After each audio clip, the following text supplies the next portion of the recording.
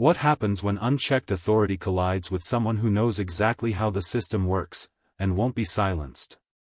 It was 11:12 p.m. on a Wednesday night in Greenville, Ohio. The streets were mostly deserted, quiet enough for the hum of traffic lights to echo down empty blocks.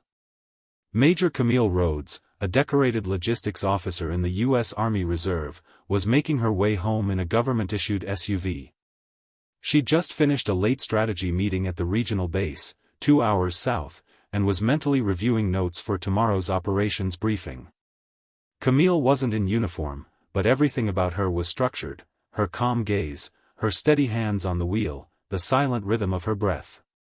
Her black SUV blended into the night, modest in design, but official nonetheless. No sirens, no speeding, no reason to be stopped. But for Officer Brent Harlan, none of that mattered. Parked near a closed convenience store off Eastwood Drive, Harlan sat in his cruiser nursing a third cup of bitter coffee, scanning traffic just to pass the time. His shift had been uneventful: no domestic calls, no DUIs, not even a broken taillight. Then he saw it, a dark SUV cruising steadily past. Something about it irritated him. Out of place. Unfamiliar. Too quiet. His fingers flicked on the lights almost automatically. Inside the SUV, Camille noticed the flashing red and blue in her mirror. A slow exhale. She wasn't nervous, just weary. She pulled over, careful to keep both hands on the wheel.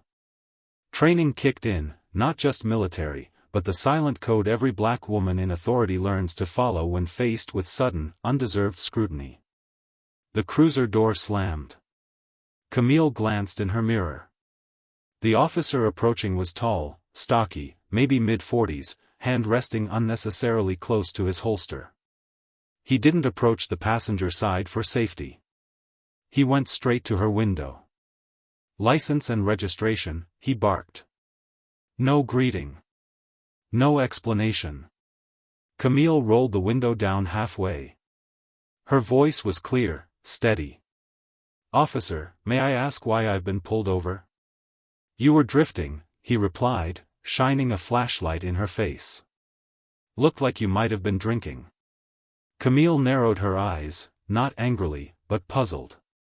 "I haven't had a drop. I'm coming from a base meeting." He ignored her statement. "License.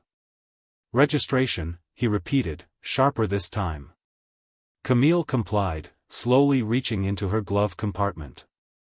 As she handed him the documents, she said calmly, "This is a government vehicle. I'm a federal employee."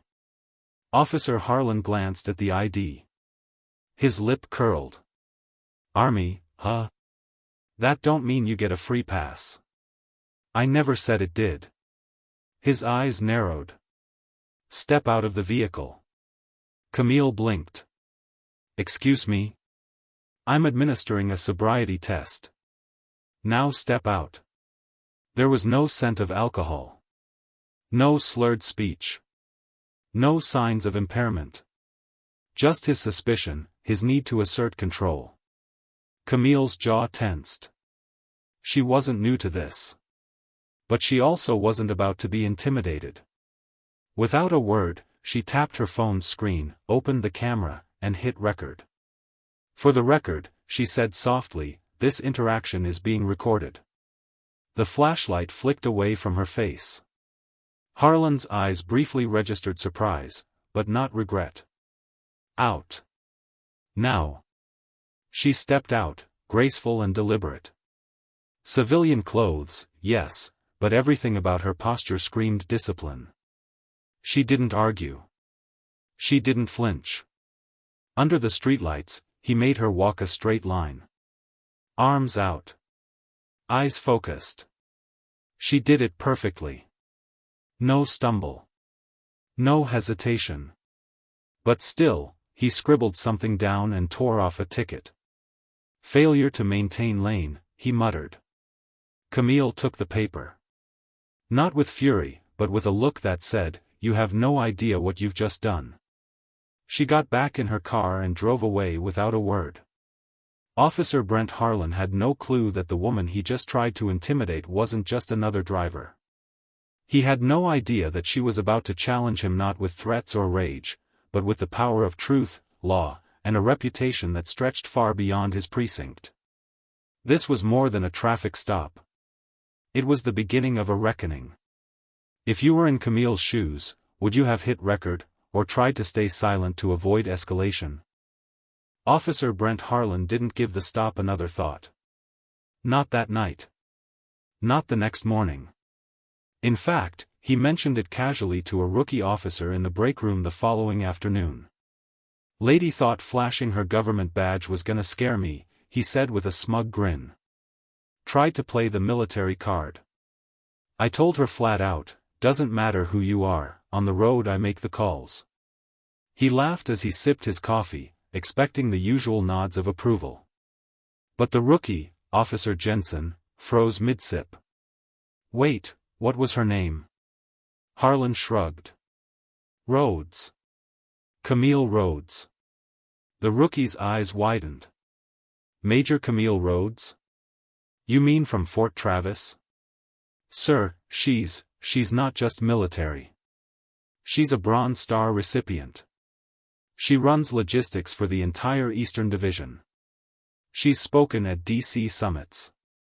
That's someone." Harlan scoffed. "I don't care who she is. On the street, I'm the law." But even as he said it, the words didn't feel as solid as they usually did. The rookie's expression wasn't admiration, it was unease. Still, Harlan didn't rewatch the footage from his body cam. Didn't revise his report. He logged the citation, dropped his gear into the locker, and left for the day. But across town, in a quiet corner of Fort Travis, Major Camille Rhodes sat in her office, replaying the entire stop on her phone. Over. And over. Not because she was unsure. But because she needed to be sure, that she hadn't imagined the edge in his voice, the hand near his weapon, the escalation without cause. A knock on the door interrupted her thoughts. Sergeant Melissa Grant, Camille's executive aide, stepped in. "Ma'am. You okay?" Camille paused the video. "I will be." Grant hesitated. "We've got JAG on standby. Legal support's ready if you want to move forward." Camille nodded. "Already filed a preliminary report with the Inspector General. I've attached the video and submitted a formal complaint." Grant raised an eyebrow. "You're not letting this go?" Camille looked up, her tone firm but steady. "This isn't just about me." There was a long silence between them. Then Grant said quietly, "Do you want me to call the press?" "No," Camille said. "This isn't a media stunt. It's about accountability. Quiet. Strategic. Lawful." She wasn't seeking revenge. She wasn't driven by outrage. She was building a case. And she knew it wouldn't be easy. Challenging an officer in uniform, in his own territory, came with risk. Reputation. Scrutiny. Pushback. But Camille Rhodes had faced worse in combat zones. She had evacuated civilians under fire, managed life-or-death logistics during hurricanes, and stared down officials in boardrooms who doubted her because of her gender, her skin, or her quiet confidence. She could handle one officer who thought a badge made him untouchable. Over the next 2 days, the legal wheels began to turn. The video was reviewed by military legal counsel and civil rights advisors. The footage showed Harlan's tone, his dismissive behavior, his open escalation. And Camille's calm response. Her cooperation. Her clarity. It was enough. By the end of the week, a civil rights complaint was officially filed with the city's Civilian Review Board and the Department of Justice. And Officer Brent Harlan received a sealed envelope at his precinct. Inside, a court summons. Plaintiff, Major Camille Rhodes. Charges, unlawful stop. Intimidation. Abuse of power. When he read it, Harlan's smug smile finally cracked.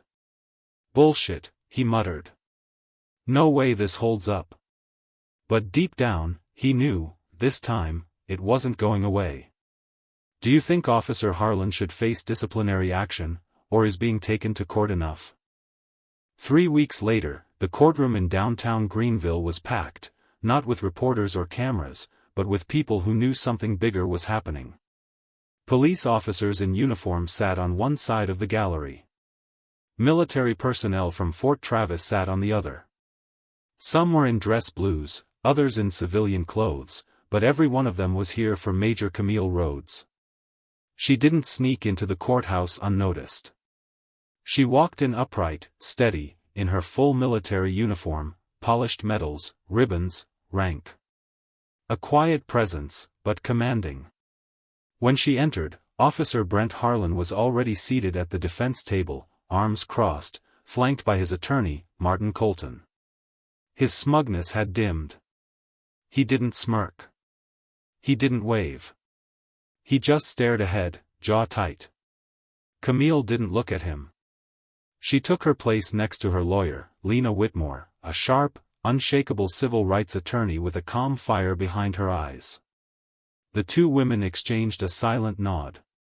Judge Rebecca Morales, known for her no-nonsense approach, entered and brought the room to order. Case number 22, CV-0486, Rhodes v. Harlan. Opening statements were short. Direct.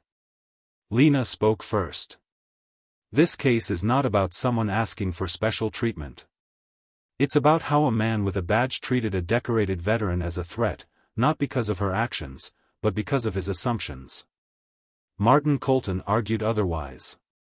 Officer Harlan was doing his job. He made a stop based on observed behavior and followed standard procedure. This was not personal, it was protocol. But then came the evidence. First, Camille's cell phone recording, clear audio of Harlan's voice, sharp, accusatory, escalating without cause. Then the footage from Harlan's own body camera. The courtroom was silent as it played. Second by second, it showed the exchange. His hand lingering near his holster. His tone curt. His refusal to explain the stop. His dismissal of Camille's ID and calm questions. And her behavior? Controlled. Respectful. Compliant. There were no slurred words. No erratic driving. No threats. Just a woman being treated like a problem because she didn't shrink in silence. Camille took the stand next. Her voice didn't tremble. Her posture never shifted. "I wasn't speeding. I wasn't weaving. I had just left a base meeting. When I asked for a reason, I was met with aggression." "Did you ever resist his instructions?" Lena asked. "No." "Did you ever raise your voice?" "No." "Why did you begin recording?" Camille met the jury's eyes. "Because experience has taught me that when your calm isn't enough to protect you, you need proof." There was a pause before she added, "I've led soldiers in conflict zones. I've managed convoys under fire. I've delivered aid to disaster zones. But that night, I wasn't seen as a leader. I was treated like a threat, for asking a question." The room was frozen in attention. Even Judge Morales leaned slightly forward. Then came Harlan's turn.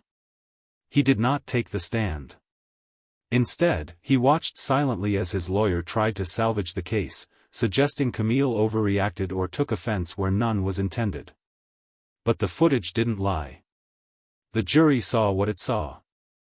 And then Lena delivered the final blow.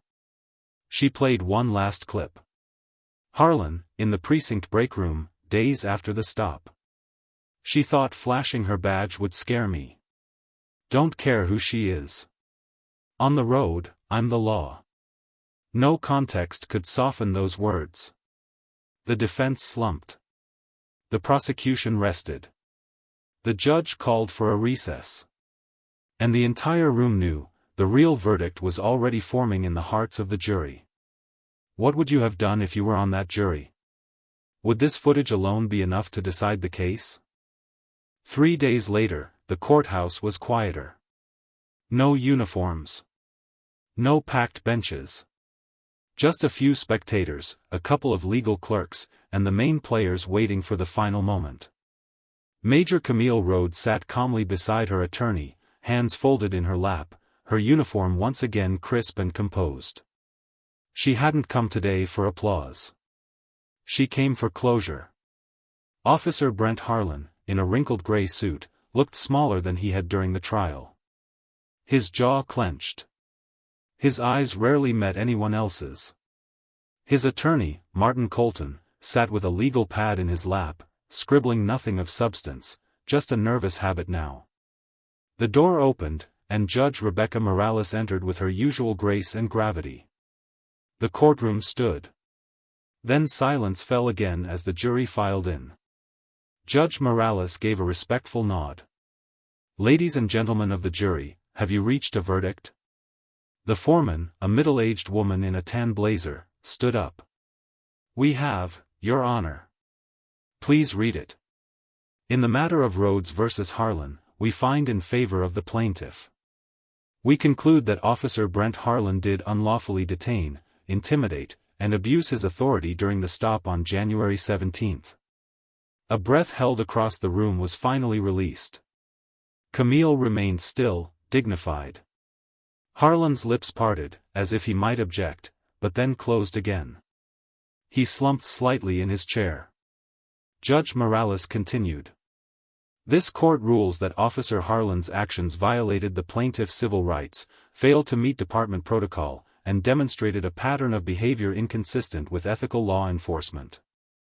She turned to the plaintiff's table. "As such, the court awards $35,000 in damages to Major Rhodes. Furthermore, this decision will be entered into public record and shared with the Greenville Police Department and the Department of Justice for further review of Officer Harlan's conduct." She paused. "No criminal charges will be filed today. But this court recommends a formal review of Officer Harlan's future within the department." Martin Colton leaned toward Harlan, whispering, "We'll appeal." But even he didn't sound convinced. And in that moment, something shifted. Not with noise or drama, but with the quiet weight of consequences finally arriving. Outside the courthouse, a handful of local reporters had gathered. Nothing major. Just enough for Harlan to pull his coat over his face and walk fast through the cameras without a word. He didn't offer a statement. He didn't apologize. He just vanished behind the wheel of his department-issued vehicle, perhaps for the last time. Back inside, Camille checked her phone. A single text waited. "You did it. Case closed." It was from her legal counsel at Fort Travis. Her lawyer, Lena, joined her. "You could have asked for more," Lena said gently. "A lot more." Camille shook her head. "It was never about the money." Lena studied her a moment, then nodded. "Do you think this made a difference?" Camille glanced toward the courthouse doors, her reflection briefly catching in the glass. "I don't know," she said. "But maybe next time, he'll hesitate. Maybe next time, someone like me won't have to record to be believed." A week later, Officer Harlan was officially suspended pending internal investigation. Whispers circulated that he might be reassigned to a desk job, or quietly dismissed. Whatever his fate, the invincibility he once wore like armor had cracked. And people noticed. At Fort Travis, Camille didn't host interviews. She didn't give speeches. She went back to work. But her presence meant something more now. Not just because she won. But because she stood. Is a civil verdict enough to prevent this from happening again, or should more serious reforms follow cases like this? 2 months had passed. The court case was over. The media chatter had faded. Officer Brent Harlan had been suspended indefinitely, and while no public statement was made, sources whispered that he'd been offered early retirement, or face internal disciplinary action that would follow him for life. Either way, his badge no longer gave him the power to ignore accountability. But Major Camille Rhodes wasn't thinking about Harlan anymore. She stood at the front of a training hall on Fort Travis, facing a room full of new recruits. Young, wide-eyed soldiers fresh out of basic. Some barely 20. Eager. Nervous. Proud. This wasn't a typical operations briefing. There were no charts or maps. No tactical assignments. Today's topic wasn't supply chains or disaster logistics. Today, Camille was here to talk about leadership. Real leadership. She scanned the room, letting silence settle for a moment. Then she asked, "How many of you believe that wearing a uniform automatically earns you respect?" A few hands went up. Some tentative, some bold. She nodded thoughtfully. "I get why you'd think that. I really do. But let me tell you something I wish someone had told me sooner." Her voice didn't rise. It didn't need to. Respect is not stitched into your uniform. It's not pinned into your rank. It's not granted by the badge, the medals, or the salute. She paused, eyes locking with the front row. It's earned, with every action, every choice, especially when no one is watching. The room stilled. She continued, "The authority you're given in this job, it's not armor. It's a burden. And if you can't carry it with honor, you don't deserve to carry it at all." In the back row, a young black female recruit straightened. Her eyes didn't leave Camille once. Camille took a breath. This part was personal. "Not long ago, I was stopped by a police officer who didn't care about my uniform, my service, or my humanity. To him, I was just a problem to control. And when I asked a question, he saw it as defiance." She let the words linger. "I didn't scream. I didn't fight. I recorded. I reported. I stood my ground." Another pause. "That officer thought his badge made him untouchable, until he saw my rank. Not just on my chest, but in the way I carried myself. That's leadership." The room was silent, not from boredom, but from understanding. From respect. Camille closed her folder and looked across the room one last time. Lead with honesty. Serve with courage. And remember, every time you wear this uniform, you represent everyone who came before you and everyone who will follow. She stepped down. Not for applause. Not for validation. But because her message had been delivered. And as she walked out, a dozen soldiers stood a little taller. There are moments in life when you are tested, not just by what happens to you, but by how you respond. Major Camille Rhodes didn't raise her voice, but she made herself heard. She didn't need revenge, she chose justice. And in doing so, she reminded us all. Power without integrity is just intimidation. But strength, when paired with discipline and honor, becomes unshakable leadership. If this story moved you, inspired you, or made you think, share it. And don't forget to subscribe for more powerful, true-to-life stories that remind us all of what courage really looks like.